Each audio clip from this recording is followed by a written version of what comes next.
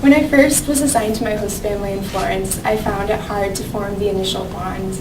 The language barrier seemed insurmountable at times, even when my host family did speak a little bit of English and I knew Spanish, which kind of helped and hindered my ability to learn Italian at first. Of the 4 months that I was living with my host mom, Grazia, my host sister, Eleonora, and our little dog, Matilde, the first week or so was the hardest to get by. And then Luigi, my Italian teacher at Lingua Viva, gave me the best advice for breaking the ice and starting to form that bond. And it was, we were learning vocabulary for the kitchen and cooking and how to set the table. And so he gave us words and told us just go into the kitchen and offer to set the table. And don't offer once, don't offer twice, offer 3 times, because an Italian woman isn't going to agree to have help the first time around. And so me and my roommate, Noelle, who presented yesterday, went in with our notebooks in hand, and we asked in very broken Italian if she would let us set the table. And then we went through everything as we set it on the table. We put cucchiaio and cutello and forchetta as we were putting it down on the table, and she was just standing, cooking at the kitchen, like laughing at us for trying, like in a supportive way, for like setting the table and practicing our Italian. And it really broke the ice and showed her that we were invested in learning and wanted to like embrace this experience as much as we could. And so after that, Italian dinner seemed much more interesting, and we actually got to have some very fascinating conversations. Noelle and I got to practice our grammar, and they got to practice some of their English, and it was a very rewarding experience. And one of the most interesting topics that we liked to talk about were holidays. And since Halloween was coming up, and Halloween's my favorite holiday, I had questions as to how the Italians celebrate. And for younger Italians right now, it's just starting to become part of the culture. And so little kids will wear costumes and get candy, but for the older generations that I talk to, it's perceived as somewhat of an oddity. Noelle and I dressed up on Halloween. She's hot magma, awesome crime fighting, and I'm the Roman goddess Venus. And when we were out on the buses on Halloween night, people were taking pictures of us and recording us because it was so strange to just hop on a bus and see people in wigs and masks and just kind of joking around and acting like it's not the strangest thing in the world. And so realizing that our host family didn't have very much experience with the United States way of celebrating Halloween. My host sister went to discos and had fun with her friends, but they didn't really understand why I was like so invested in explaining Halloween for them. And so Noelle and I went to a €1 store and picked up a bunch of Halloween decorations. Oh, that's awesome, which is hats. And we decorated our host family's kitchen with spider webs, and we had hanging skeletons and ghosts, and we made them a cake. And that evening at dinner, we all sat around in our witches' hats, and we just wanted to kind of impart on them, like, this is something that I love about the United States. It's something that I've grown up with, and it's something that they had never really experienced. And so just sharing that with them, since they'd given me so much about Italian culture, I wanted to give something back. And so that was our Halloween. That's Grazia, my host mom. The next thing that came up was the tooth fairy. And when I first brought this up with my host sister, she was very confused and didn't seem to understand what I was talking about.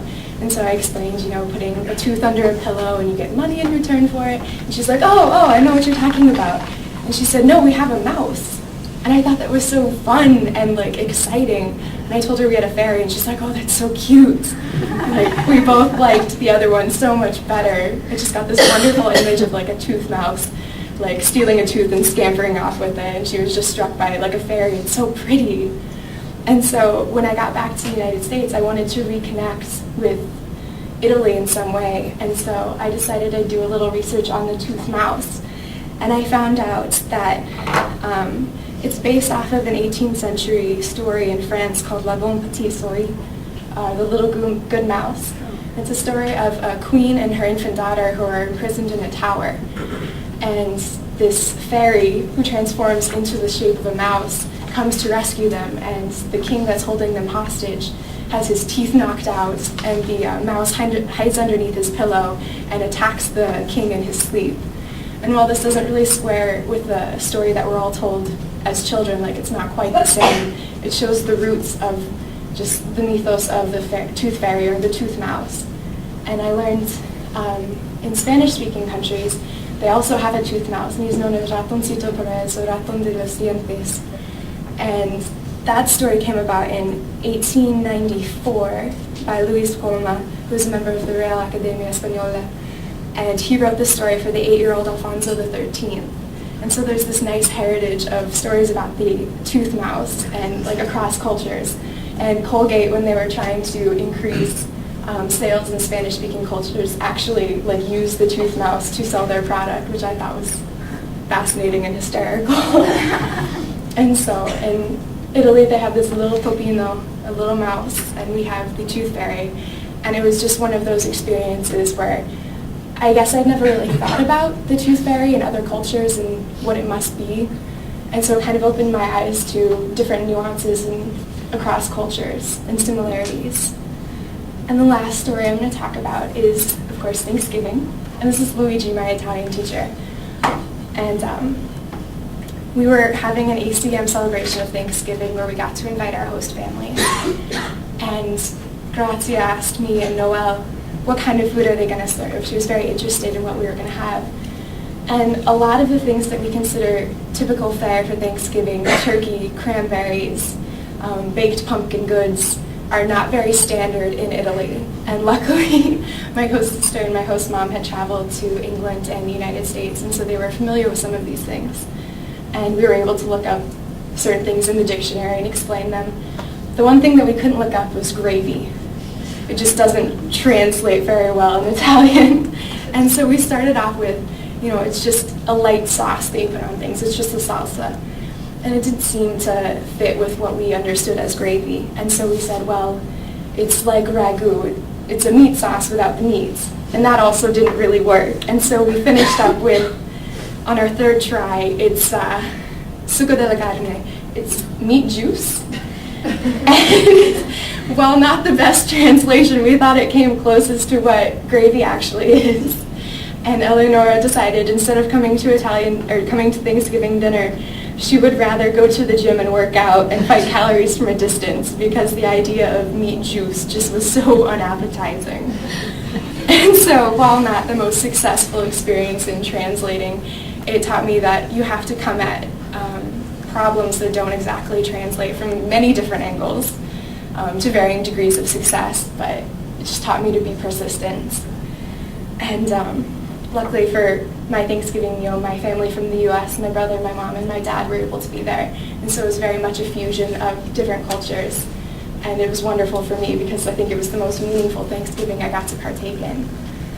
And so to sum up, I guess dinners with my host family offered me a chance to understand Italian culture, but also to impart a little bit of the United States culture that I've grown up with and is so deeply ingrained. And my goal in these anecdotes was to just show situations where the culture of the United States and the culture of Italy were entering into dialogues, and we were both learning. And Florence has such a rich history, and you can see it in the architecture and all of the museums, and even on the streets with the Medici, and that Dante walked. But for me, what I gained the most out of in Italy was entering into conversations with the Italian men and women who live with this culture on a day-to-day basis. And it really changed my perceptions about United States culture, culture in Italy, and just culture around the world. Thank you.